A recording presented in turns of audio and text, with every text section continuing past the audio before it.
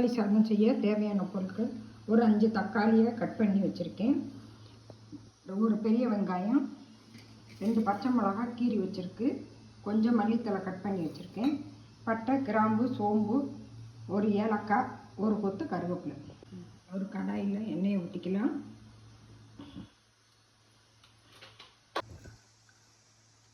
நம்ம எடுத்து வச்சுருக்கிற சோம்பு, பட்டை, கிராம்பை தாளிச்சுக்கலாம்.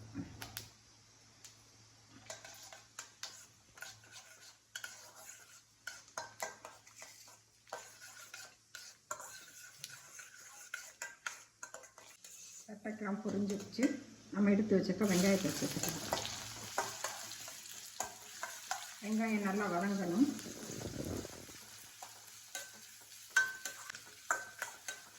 அது போட்டு கருவேப்பிலை சேர்த்துக்கலாம்.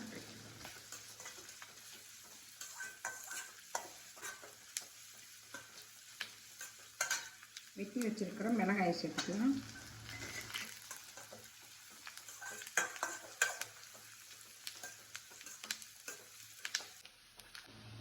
வெங்காயம் வதங்கிடுச்சு.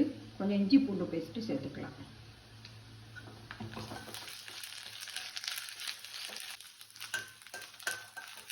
நம்ம வெட்டி வச்சிருக்கிற தக்காளியை சேர்த்துக்கலாம்.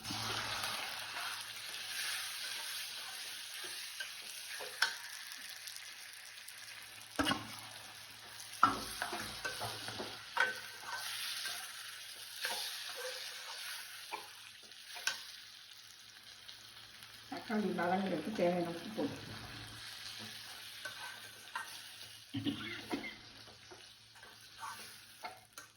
தக்காளி வதங்கிடுச்சு. நம்மளுக்கு தேவையான மசாலா சேர்த்துக்கலாம்.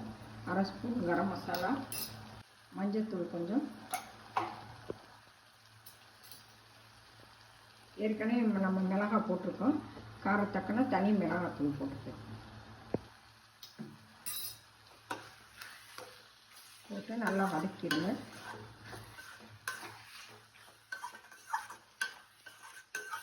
மசாலா நல்லா வதங்கட்டும்.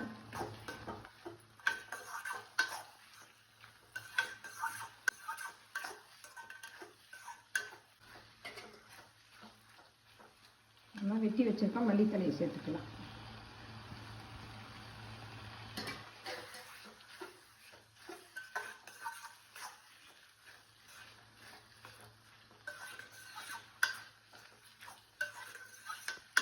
நல்லா கிரேவி ரெடி ஆயிடுச்சு.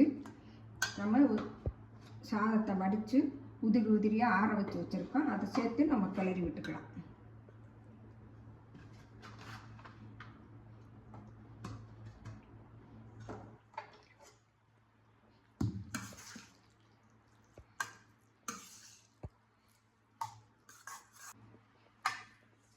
நம்மளுக்கு தக்காளி நல்லா போட்டு கிளறியாச்சு. சாதத்தை போட்டு